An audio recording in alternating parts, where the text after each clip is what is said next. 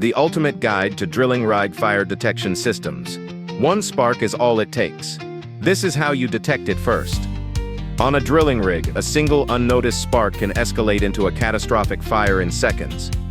High-risk areas like engine rooms and fuel storage zones demand the highest level of fire detection coverage.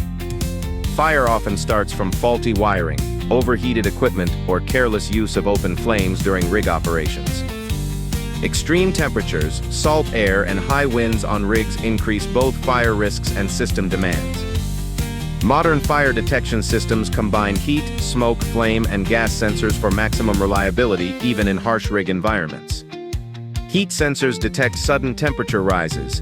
They're often placed near engines and electrical systems for early warning.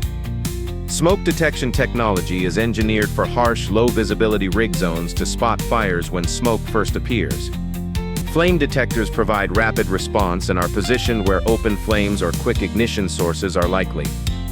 Gas detectors alert crews to flammable gas leaks, triggering alarms before combustibles can ignite unseen. Strategic sensor placement ensures comprehensive coverage. Each unit must be accessible for testing and maintenance.